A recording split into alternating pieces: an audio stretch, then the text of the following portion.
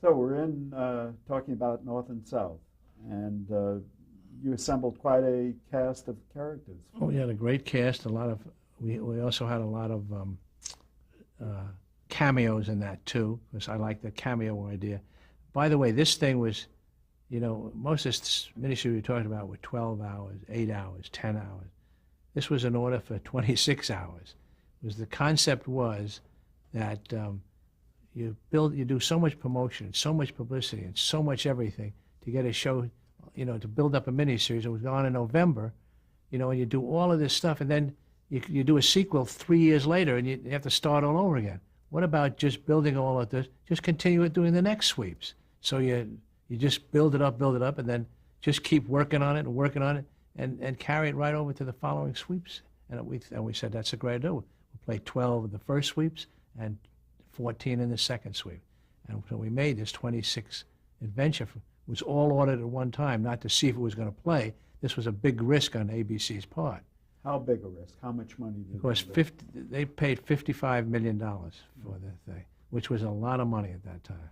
Right. A lot of money, and I made it for $55 million.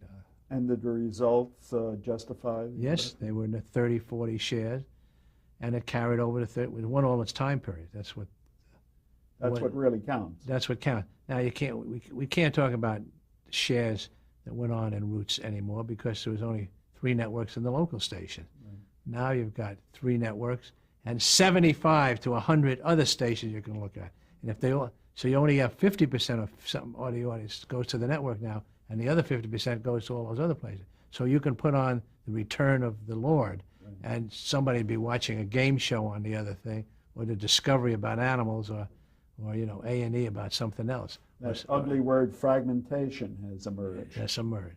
So you can't. So we did the fragmentation had started by this time. Right. Sure, cable was certainly making its presence felt. Present. So getting a 35, 40 share is a very respectable. Today that's be the biggest show of the year. Right. 40. In terms of time, this was about 1984, and in 1984 you got involved with the Summer Olympics in Los Angeles. How did that come about? Well, I filmed the 1972 Olympics in Munich. I did the official film of that. For whom did you do that? For the Olympic Committee, called Visions of 8, where I got 8 famous directors, great directors from all countries in the world, to each do a segment of the film. So I knew the Olympic movement, and when Los Angeles decided they wanted the Olympic Games, Mayor Bradley picked me as one of the 7 people to try to bring the games to Los Angeles. We were successful in that bid. I was on the committee to pick Peter Ubroff to run the games.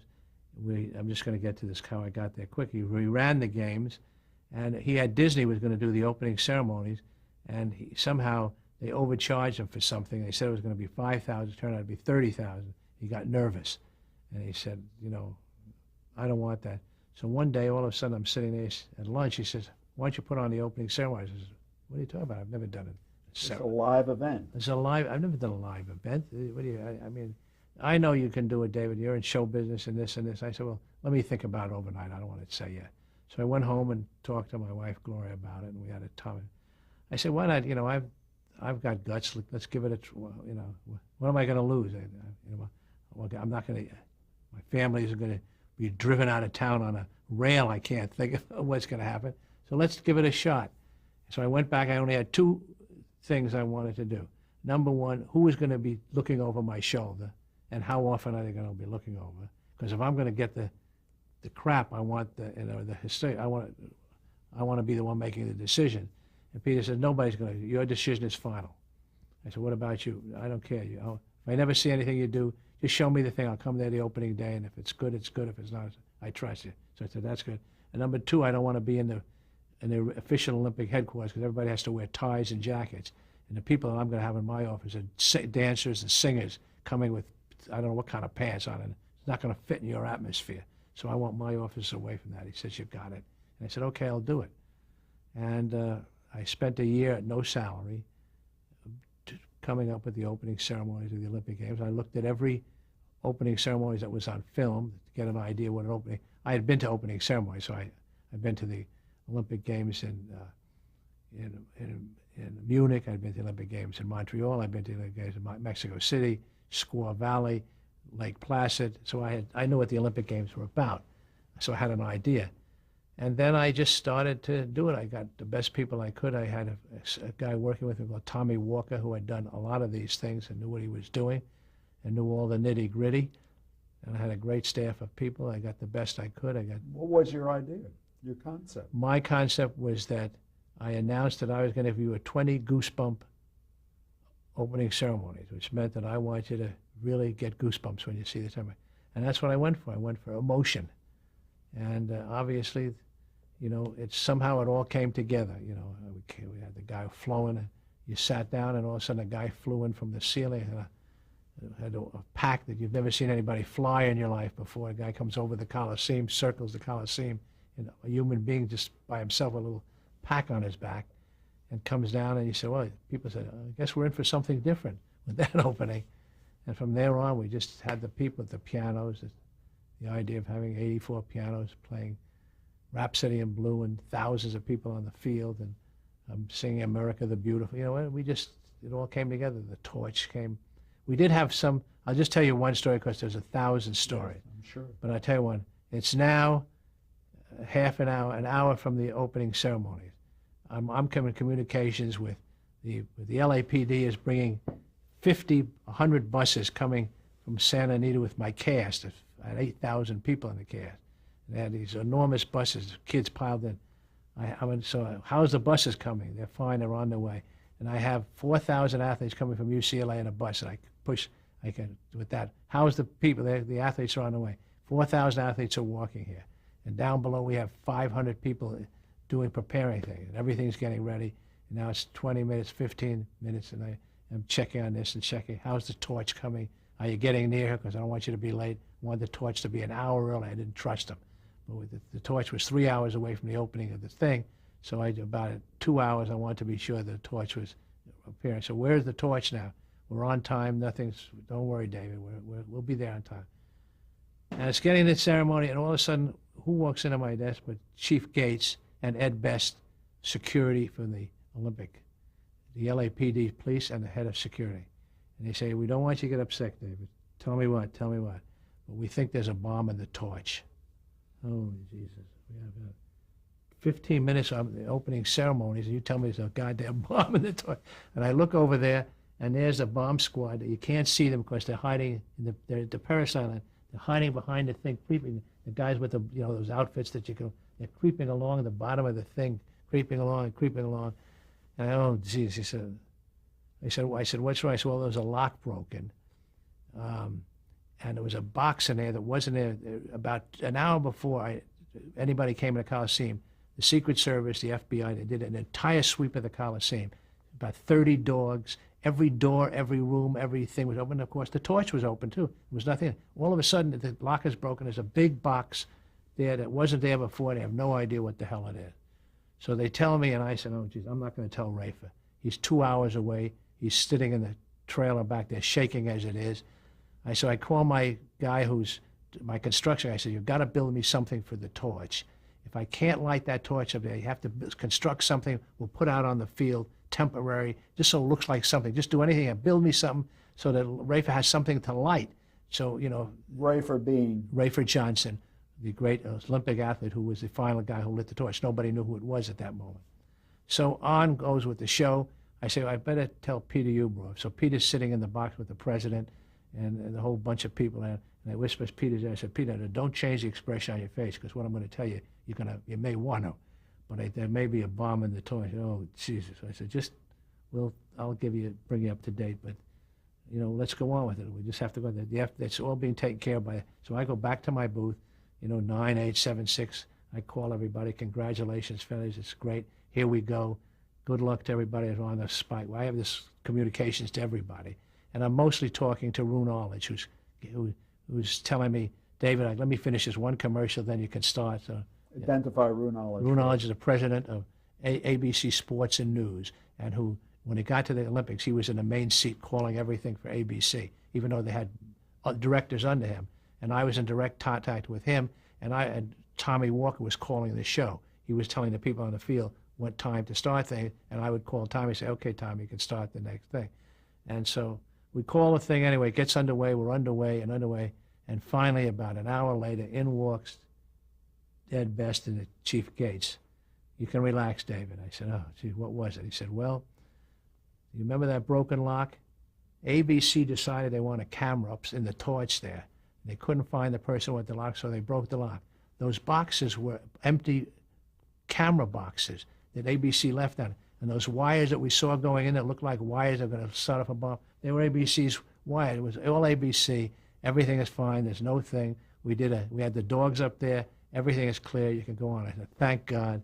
And on went the Olympics. As it turned out, we had no problems with security the whole game, as you know. We were frightened because the Russians didn't come, and there was a little battle between the Turks and the Armenians, and I put the opening ceremony on.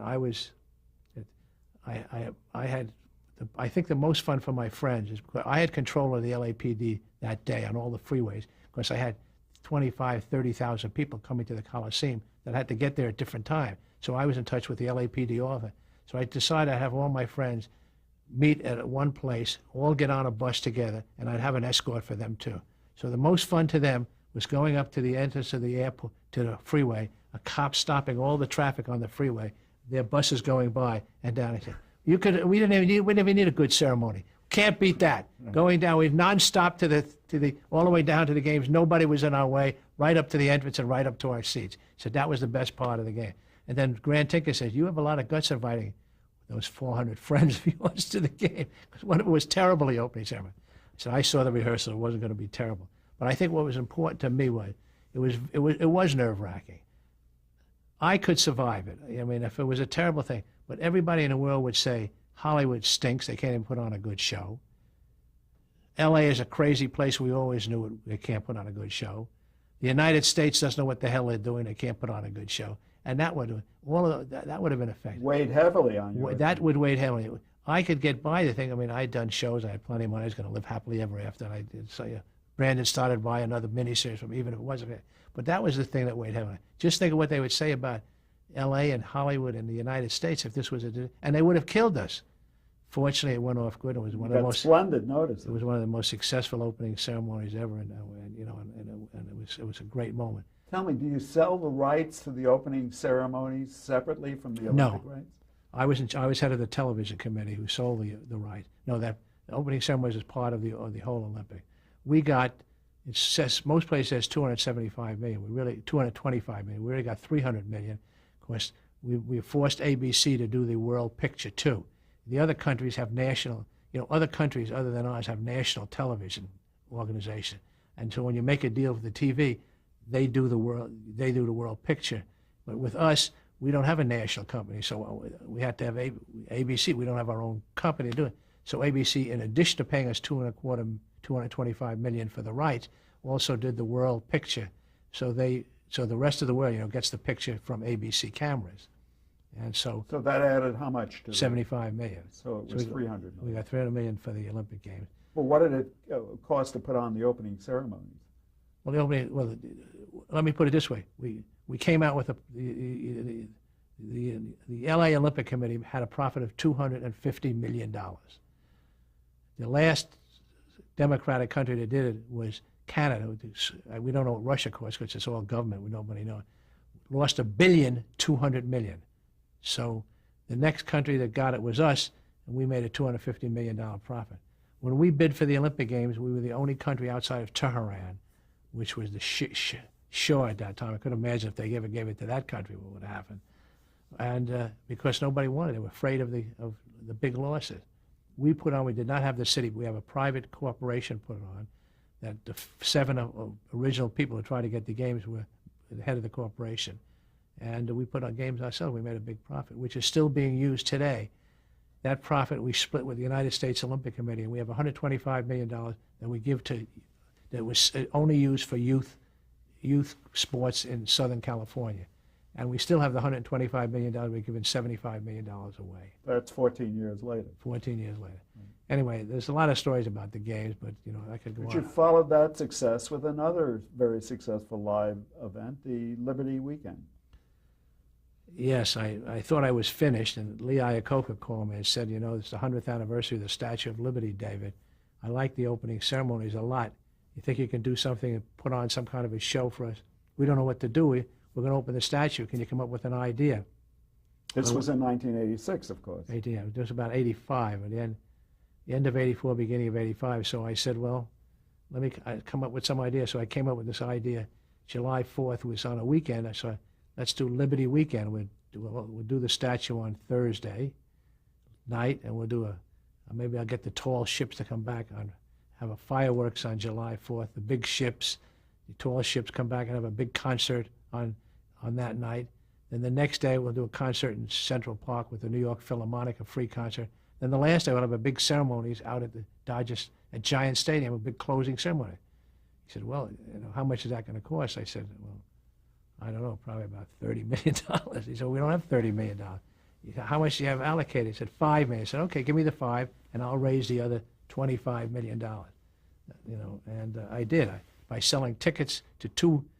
First of all, I sold tickets the opening night at $10,000 per pair, and we sold out, about 5,000 seats at $10,000, 5,000 a seat. So I was able to raise a lot of funds.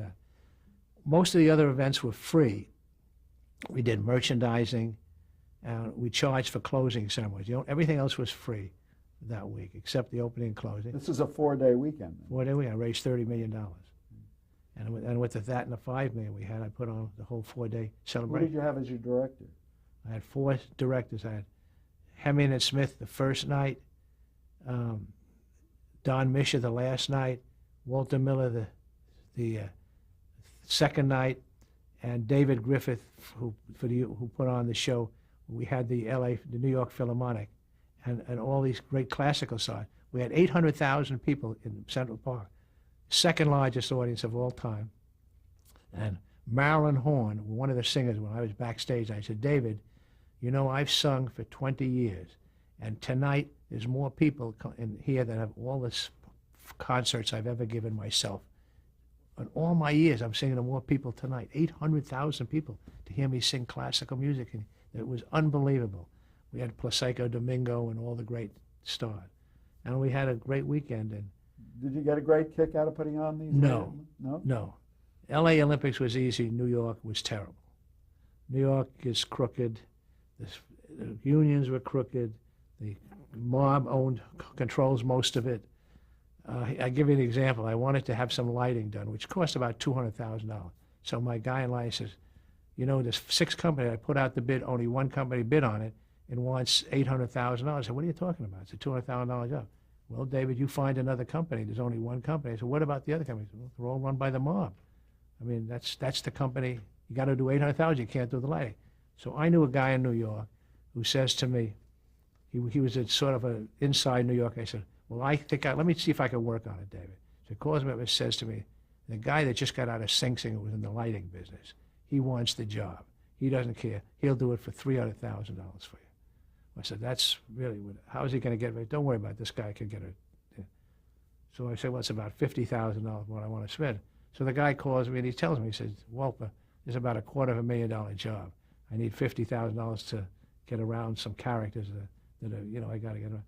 And I made the deal. So I called my head of security. I said, it's kind of funny. I'd have the Statue of Liberty, got a guy that just got out of Sing Sing. He says, David, the other 8 companies are all out of someplace. They're all ex-cons who run all the companies. Well, New York is full of that. I mean, it was just everything was payoff. You want to get this as pay.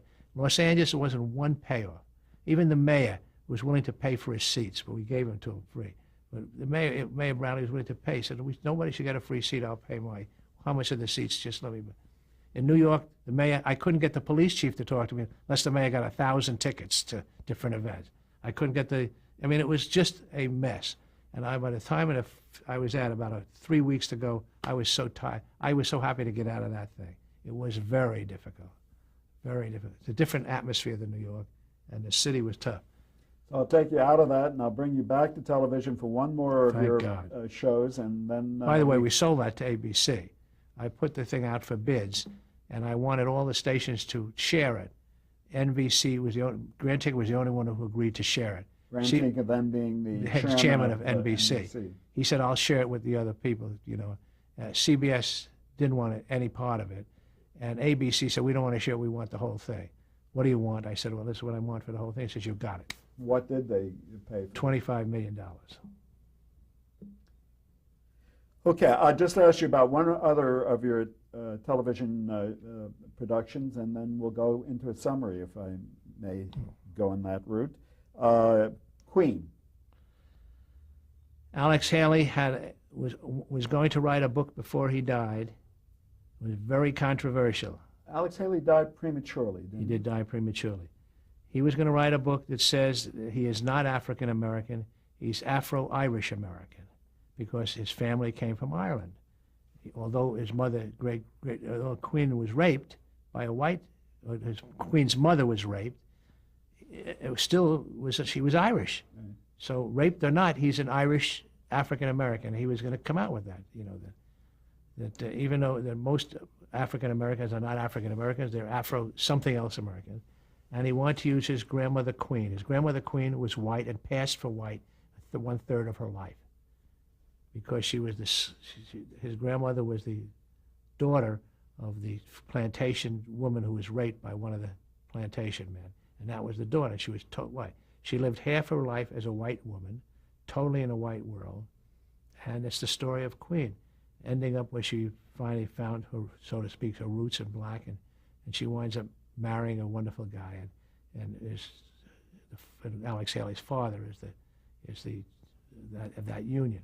So we thought it was a great story, Queen. Here's a woman passing as white, it's Alex Haley, continuing. And he started to give us the material, and he gave us all these notes, and then he passed away. How old was he when he passed away? 65. Great shock to you when he passed away? Great shock to all of us. He was just going on it, traveling and doing it, and then came to LA. Actually, I didn't see him the last. My son saw him before the last birthday. He went up to Seattle where he died, just before he died, and saw him. And I didn't see him. He passed through LA for about an hour, and my son went up to see him on some of the matter. Your son Mark? My son Mark, who's a part of now president of my company. Right. In any event, and so we did this. Now, Queen I went to ABC, and I said I wanted 6 hours of Queen. No, we only give you 4 hours. What do you mean 4 hours? I have to have 6. Alex wants to do 6 on Queen. No, I 4 hours. So I'm in Acapulco on a vacation, and sitting next to me in Acapulco is Mike Wallace. He's my buddy since the days, I think he's been my friend all my life. So Mike is sitting there, and he's on the area. I'm talking to ABC. He said, I have to have 6 hours. I can't any 4. So he's on the air. I'm arguing with ABC. He runs next door and calls Howard Stringer at CBS. He said, Wolper's on the other phone to ABC. They won't give him on Queen. It's the Alex Haley's next property. They won't give him a deal. If you give him 6 hours, I'll tell Wolper. You'll give him 6 hours. He won't make the deal at ABC. So I'm arguing with ABC. I'm sorry, it has to be. Well, let me think about it. So I hang up and says, I just sold your show for 6 hours. What are you talking about? I'm just an ABC. No, I sold to CBS.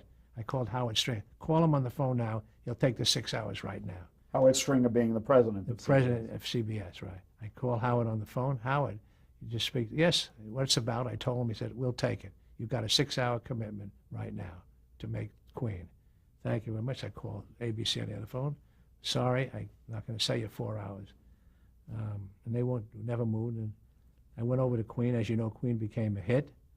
And the only thing in the call I get at the end of the week when Queen is just, the top, wins all the rating things and wins everything, I got a call. Hello, this is Howard Stringer. Howard, wonderful. He said, why don't you sell me 8? Why'd you only sell me 6? I would have bought 8. If I only had 2 more nights of Queen, what a week we would have. Could you have actually expanded Queen? Oh, we probably could have, but he was giving me a joke. He wished he had 4. They're crazy to turn down 4. 6 won all the time periods and everything substantially. And now you want more. They always want more when you have that. In any event, it was a good experience. I'm glad, we were able to do it. And Alex did not live to see Queen. The Academy of Television Arts and Sciences inducted you into their Hall of Fame. Correct.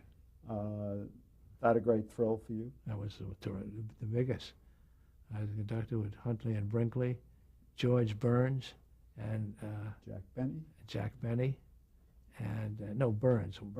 Benny was. That year was Burns? That year was Burns. And Brinkley, David Brinkley. That was the year that I was inducted into the Hall. It was a great honor, and I cherish it. It's in everything I do. And it's, I'm sorry, yeah. when you look back over your long and distinguished career, what do you think turned everything for you? Was it the association with Teddy White and making you the president, the sale of the space footage? Or? Well, my favorite shows, and maybe they all have something to do with turning points in my life. My favorite shows, my favorite documentary was The Making of the President in 1960. So I was once called Mr. Documentary.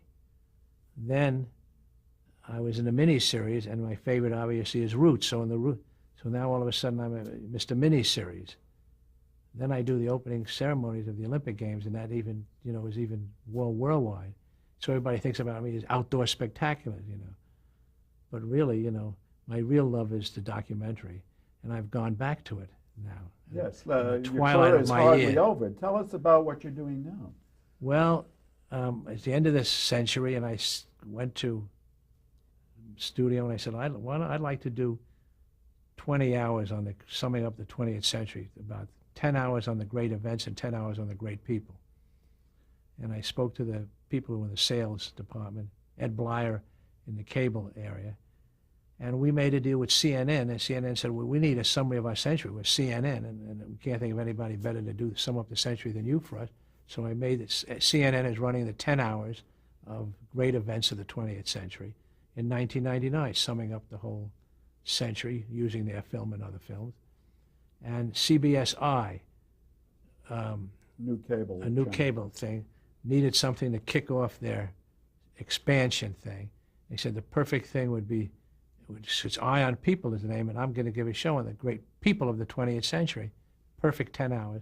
So they're going to use that to kick off their company, and that's going to be on their cable. You've probably played it 100 times before you and I have finished.